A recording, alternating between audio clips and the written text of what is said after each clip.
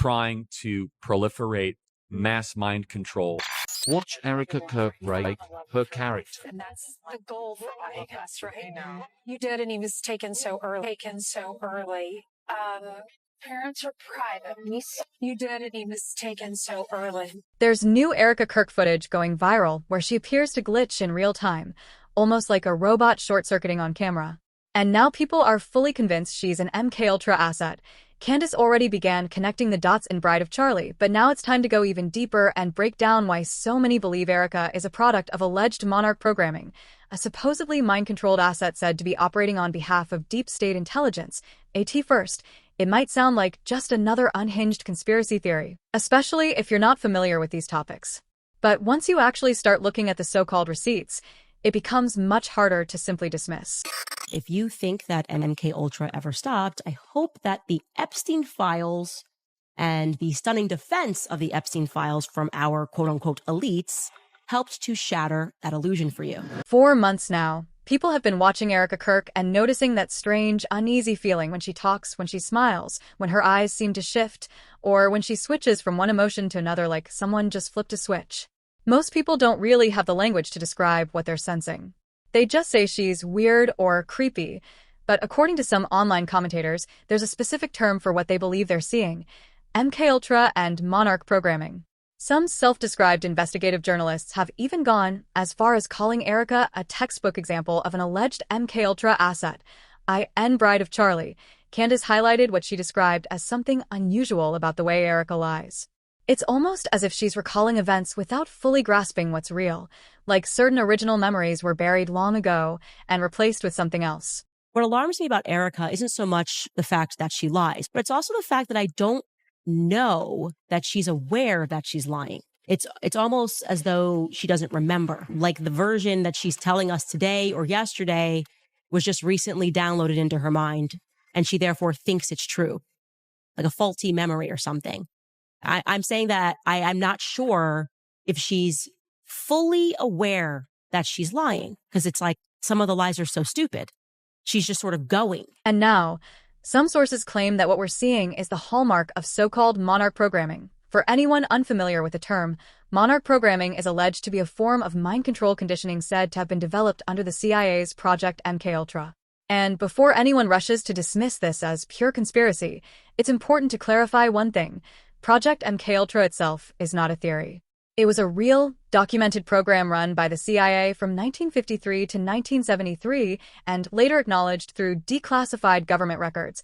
According to official accounts, the program focused on studying interrogation techniques, behavior modification, and psychological manipulation.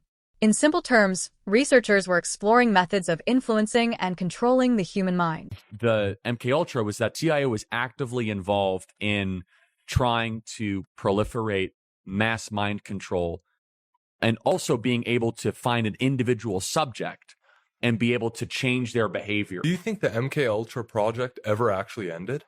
Or just went No, under we a had, new I name? mean, we have no evidence that it ended. And I mean, also we have Operation Mockingbird too, which was another CIA program, which was that they were going to take over all the news networks and have symmetry in their broadcast communications.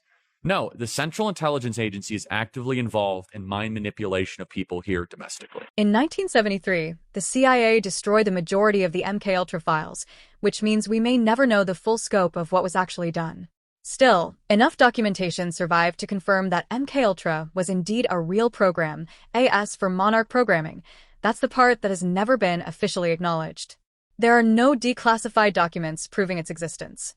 However, over the years, various insiders and independent researchers have alleged that Project Monarch was a continuation or next phase of MKUltra. According to those claims, it supposedly centered on trauma-based mind control, breaking individuals down psychologically and then rebuilding them with compartmentalized personalities designed for different roles or missions. Project Monarch. It's the theory that victims, often from childhood, often celebrities, were subjected to extreme physical and psychological trauma to induce a dissociative identity disorder, creating personalities that could be programmed to perform specific tasks. According to certain researchers who study the alleged Project Monarch framework, they claim Erika Kirk displays nearly every marker outlined in what they describe as the manual.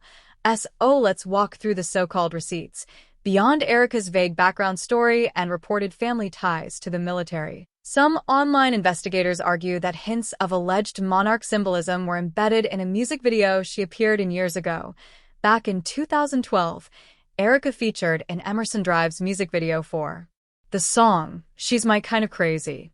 When users on X began digging into it, they claim to spot what they believe is symbolic messaging. First, they point out that the video runs 3 minutes and 22 seconds, 322, a number associated with Skull and Bones, the secret society at Yale University that conspiracy circles often link to the Illuminati narrative. Then there's a scene where Erika swings past a sign reading 9/10, September 10th, which some claim connects symbolically to the date Charlie was later assassinated, years afterward. Critics of this theory argue that reading future events into past imagery is a classic example of retroactive pattern recognition, but believers say the symbolism is intentional. Investigators also highlighted a comment Erika allegedly left on the video years ago. "What a blast, Tyler, and I had shooting this video with you guys." They note that the name Tyler matches Tyler Robinson, the man later arrested for allegedly shooting Charlie. For theorists, that overlap raises eyebrows. Skeptics, however, call it coincidence, given how common the name is. Supporters of the Monarch framework argue these aren't random details, but signatures, meant to be recognized only by those familiar with the alleged programming structure. Candace has hinted at this broader narrative before.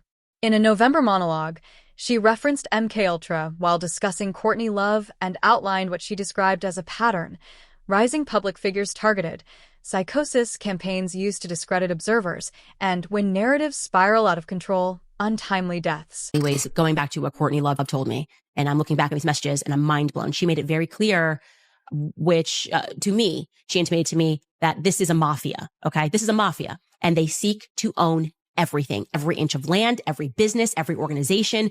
And you can trip onto their radar by making too much money. Like as soon as there's like layers of this. And first they're going to try to offer you a job and try to control you, blah, blah. And then if they can't control you, they would try to destroy you. Sound familiar?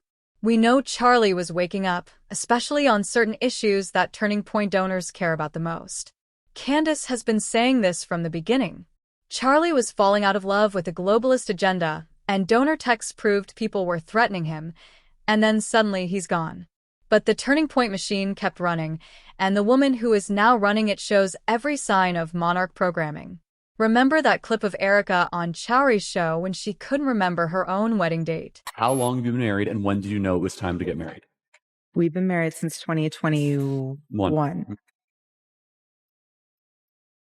We laugh about this because our dates are so messed up because of babies, meaning there's so many dates to remember. Now, let's talk about Erika's origin story, because in Monarch programming, the origin story is the narrative they install to explain the gaps and make the subject relatable. To Erika's origin story is that she was raised by a single mother, a strong, independent, devout Catholic mom.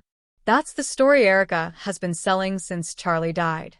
In fact, in that New York Times profile right after Charlie's assassination, Erika said that raising her kids alone now is the least traumatizing part of her new reality because she, too, was raised by a single mother. But there's only one problem. It's not true. Candace dropped what she called the receipts in Bride of Charlie, revealing that Erika's father, Kent France, was very much in the picture. In fact, Candace uncovered an old clip of Erika on Charlie's podcast saying that Kent was a stay-at-home dad. Erika's father, Kent Ronsvay, by the way, he's Kenneth Ronsvay, but he goes by Kent, was always in her life. So much so that for entire years of her childhood, Kent was actually a stay-at-home dad. My dad was a stay-at-home dad for a few years, and I gotta say, it was really sweet. Also, Erika's parents didn't split until 1998, when Erika was 10. And even after the divorce, Candace spoke to classmates and ex-boyfriends who said Kent stayed involved throughout Erika's teenage years. But that's not all. Even if we set Kent aside, there was her stepfather, Larry Ginta. Erika's classmates confirmed that Larry and Lori France were together since Erika's elementary school days, even before Lori's divorce from Kent was finalized. Erika was raised with her stepfather in her home, a man named Larry Ginta.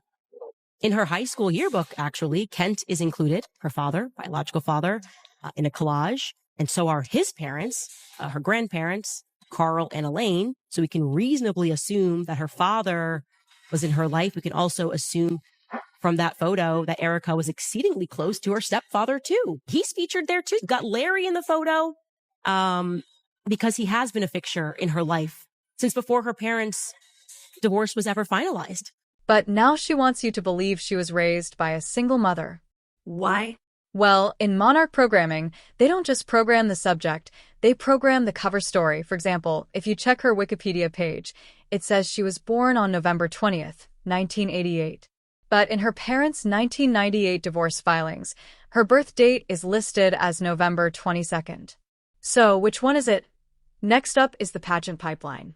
Erika claims she was randomly nominated to compete for Miss USA and that no one prepared her for it. So the pageant world to me is something that it was an interesting season of life. It was nothing that I was ever groomed for. It was nothing that was ever on my radar. I just. But here's the reality. Every single year from 2005 through 2012, Erika was in beauty pageants. That's 7 years of training and learning to perform. Now, fast forward to 2018, Erika went in for a job interview at Turning Point, met Charlie, and immediately knew he was her future husband. And again, she claims it was all random, but if you look at the bigger picture, it feels like this was her mission all along.